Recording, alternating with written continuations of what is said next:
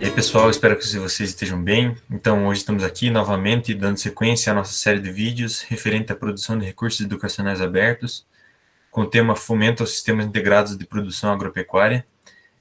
E hoje estamos aqui na presença do professor Wilson Tato. Boa noite, tudo bem? Boa noite, Felipe. Primeiramente, obrigado pelo convite, né, para a gente estar gravando esse vídeo de hoje. Agradeço também ao professor André Brugnara, meu orientador de mestrado, e espero que a gente tenha uma noite produtiva de trabalho. Bom, então hoje a gente vai falar um pouquinho mais sobre a plantabilidade em CIPA, né? Então, o mau manejo do pastejo, ele pode afetar as características físicas do solo e, consequentemente, afetar a plantabilidade? Bom, Felipe, para começar a responder a tua pergunta, primeiramente, a gente tem que entender como que funciona uma compactação do solo. E, aliás, será que existe a compactação do solo? Será que é correto eu falar compactação do solo? Ou será que o termo mais correto é adensamento do solo? Bom, primeiramente, então, o termo correto é adensamento do solo, né? Então, o que seria a densidade? A densidade na massa sobre volume, né? Então, olhando essa figura, a gente tem as camadas, né, 0 a 5, 5 a 10, 10 a 20, 20 a 40 centímetros. Analisando a primeira camada de 0 a 5. Então, eu tenho um volume. Dentro desse volume vai caber uma quantidade de massa. Então, vamos ver o primeiro exemplo. 1 a 1,1 gramas por centímetro. O que seria isso? Que em 1 centímetro cúbico, que é 1 de altura e 1 de comprimento, cabe 1 grama de massa. Se eu adensar para 1,1, 1,2, 1,3, conforme eu vou aumentando a densidade, significa que nesse mesmo centímetro cúbico eu consigo colocar mais massa. Então, é aquele velho exemplo lá do algodão, de 1 quilo de algodão e 1 quilo de chumbo. O que pesa mais, 1 quilo de algodão ou 1 quilo de chumbo? Na verdade, os dois pesam a mesma quantidade, 1 quilo. Mas o algodão tem um volume maior. Então, a densidade do chumbo é maior. 1 a 1,1 seria a densidade ideal para solos argilosos. A literatura diz que de 1,3 a 1,5 seria o limite para os cultivos comerciais. Isso para solos argilosos. Para solos arenosos já é de 1,7, 1. Isso é o que diz a literatura. Analisando o solo ideal, então eu tenho diferentes porcentagens dos componentes do solo, né? Minerais, ar, água, matéria orgânica. Quando eu adenso um solo, eu rearranjo esses componentes, né? Então, quando eu estou adensando o solo, eu estou tirando a macroporosidade e a microporosidade, estou alterando os agregados do solo, né? Então, eu estou tirando a quantidade de ar, a quantidade de água e estou aumentando a quantidade de minerais. Isso torna o solo mais denso. Então, vejam, não tornar um solo adensado, se eu aumentar a quantidade de matéria orgânica, aumentar a quantidade de ar e a quantidade de água, né, aumentando esses componentes, eu faço o desadensamento do solo. E para mim adensar, eu tenho que diminuir esses componentes. Então, esse rearranjo desses componentes vão dizer se o solo é mais ou menos denso. Então, vejam, como eu disse, para solos argilosos, o limite é 1,5 gramas por centímetro cúbico, ou seja, em 1 centímetro cúbico, eu tenho 1,5 gramas. Se o valor for maior, significa que esse mesmo 1 centímetro cúbico vai caber mais massa, ou seja, o solo está mais denso. Para solos arenosos, o limite é 1,7 gramas por centímetro cúbico. Isso é o que diz a literatura. Tá. Analisando essas figuras do canto direito, então a gente vê que, conforme é a compactação, a área, o retângulo aqui é o mesmo. Mas conforme aumenta a compactação, ou melhor, o adensamento, eu vou diminuindo a quantidade de macro e microporos, né? Vou diminuindo a porosidade total e vou aumentando a quantidade de minerais, ou seja, a parte sólida, na mesma área, no mesmo volume, vai caber mais massa da parte sólida do solo. Então, respondendo a tua pergunta, Felipe, sim, a resposta é sim. O mau manejo pode afetar as características físicas do solo. Aliás, o fato dos animais pastejarem vai afetar as características físicas do solo, né? Porque eu tenho animais caminhando na área, né? Caminhando na área, então, por consequência, vai alterar as propriedades físicas do solo. Mas até que ponto o manejo animal vai influenciar de forma negativa as propriedades físicas do solo? Então, como é manejado os animais é através do ajuste da carga animal, né? Se eu tenho mais animais pastejando na área, consequentemente, eu tenho dos cascos dos animais, né? Maior vai ser a ação na propriedade física do solo. Se o ajuste da carga animal não for compatível à capacidade de suporte dessa pastagem, consequentemente, eu tenho um efeito deletério maior, né? Eu tenho um efeito deletério nas propriedades físicas do solo. Mas até que ponto isso vai afetar na plantabilidade? Durante a minha dissertação de mestrado, eu trabalhei muito com a questão de plantabilidade. Efeitos de plantabilidade após o período animal, né, após o pastejo, e após o cultivo da soja. Né? Então, durante e após o cultivo da soja. Então, conduziu-se um protocolo experimental, após a saída dos animais, a avaliação das características físicas do solo, o efeito da plantabilidade durante o cultivo sucessor, nesse caso, seria a soja, e as propriedades físicas do solo depois do cultivo da soja. E os resultados vão ser mostrados nas figuras a seguir. Essa figura foi feita após a pastagem, né? Essa figura é a resistência mecânica à penetração, simulando o crescimento radicular.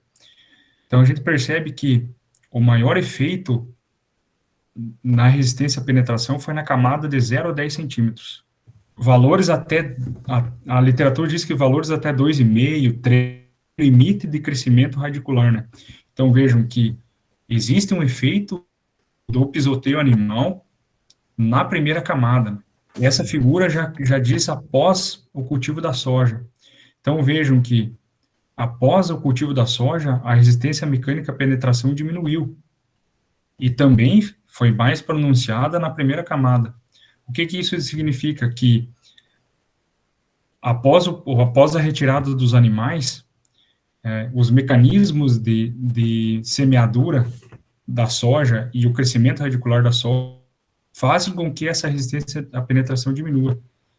Então, como o efeito é bastante pronunciado na primeira camada do solo, existem mecanismos, né, mecânicos que conseguem retornar, diminuir a resistência mecânica à penetração causada durante o período de pastejo. Em termos de plantabilidade, então, pessoal, o que mais influencia numa uniformidade de distribuição de sementes, na qualidade de semeadura, é a velocidade de deslocamento da máquina. A velocidade ideal é de 4,5 a 5,5.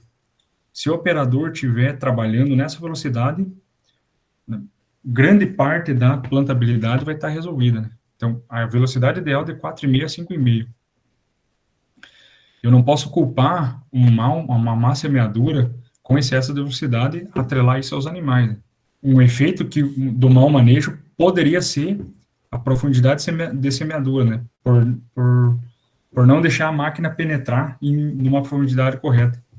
Mas é claro que existem mecanismos nas semeadoras que, mesmo com uma densidade maior, a máquina consegue estar penetrando, né, numa maior profundidade e atenuando esse problema. Em termos de revolvimento de solo, né, pessoal?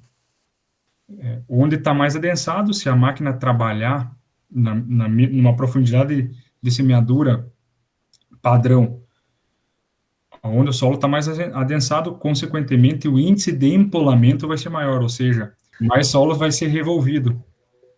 Né? Isso não seria não seria um problema tão grande pensando em plantabilidade. Quando a gente pensa em plantabilidade, o que tem que é uma uniformidade de distribuição de sementes ideal, né?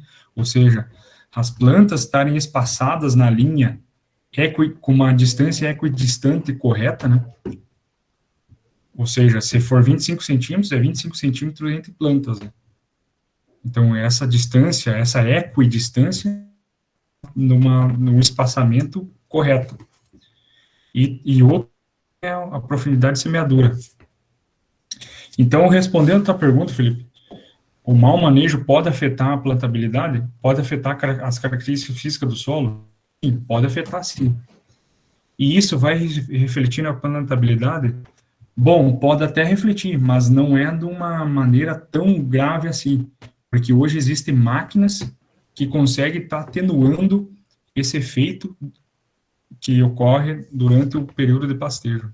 Veja, pessoal, comparando cultivo antes e depois da soja. Antes da soja seria depois do período de pastejo. Depois do período de pastejo, a densidade do solo é maior e a porosidade é menor. Ou seja, existe um efeito do pisoteio animal. Mas veja que a semeadura da soja, né, depois do cultivo da soja, a densidade diminuiu.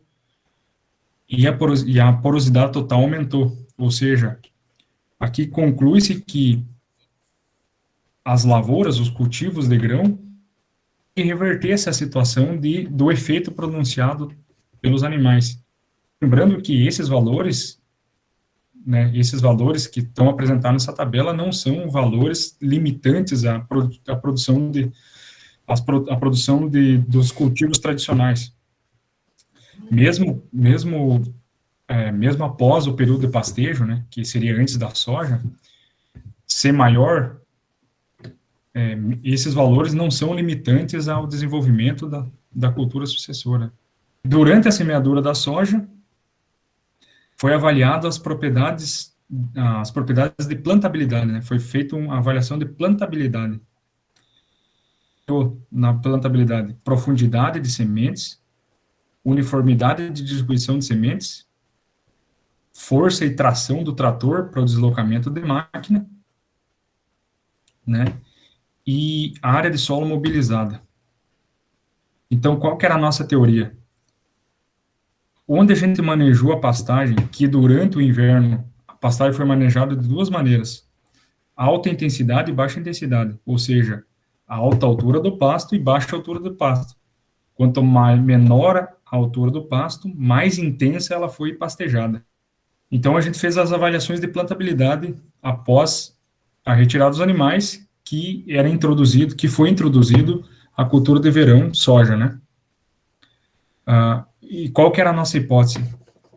Onde uma maior intensidade, o solo estaria mais compactado e iria exigir uma maior força de tração para deslocar essa semeadora. A uniformidade de distribuição de sementes seria mais desuniforme, né? Teria um efeito deletério na uniformidade de distribuição de sementes. A área de solo mobilizado poderia ter situações.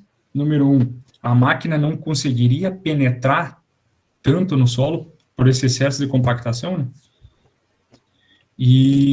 Ou se ela penetrasse e se deslocasse numa padrão, eu iria mobilizar mais solo, pelo efeito de empolamento. E a última situação seria que, onde o solo estava mais compactado, a presença dos animais, por esse efeito deletério que a gente supôs, né, dos animais na alta intensidade, seria prejudicial à profundidade de sementes. Então, eu não teria uma profundidade de sementes ideal, uma profundidade de sementes correta. Talvez eu teria um contato de semente com adubo, enfim. Só que, o que a gente concluiu com tudo isso? Que mesmo na baixa intensidade, lembrando que a baixa intensidade não foi uma intensidade incompatível com o suporte da pastagem, né? Então, foi uma alta intensidade, mas não foi uma intensidade incompatível com o suporte da pastagem.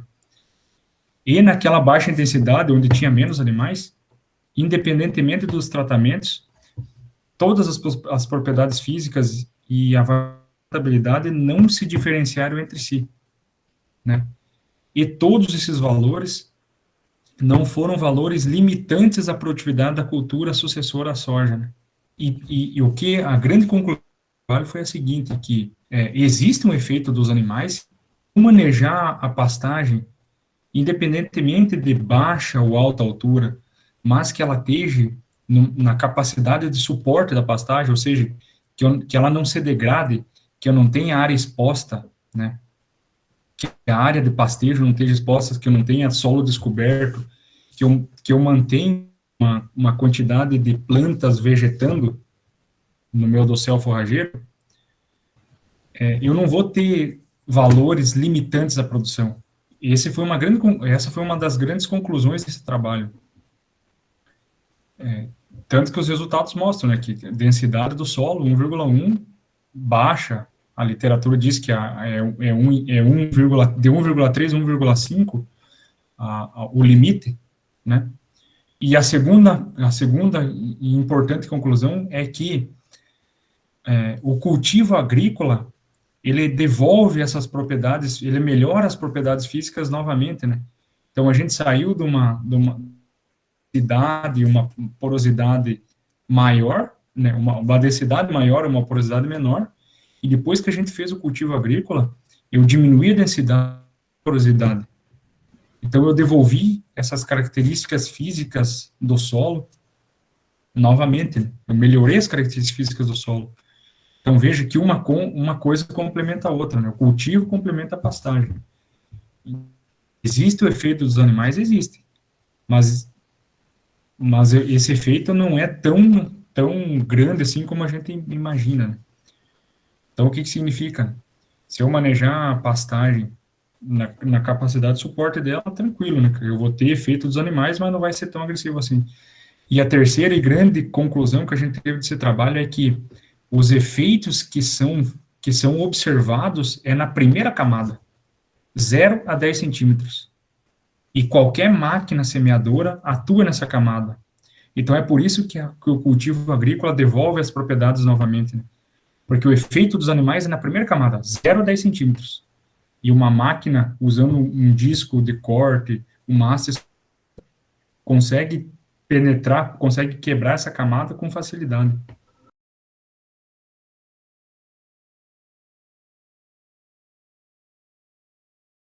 Existem duas maneiras que pode ser feito isso. Primeira, você pode dessecar 30 dias antes de plantar.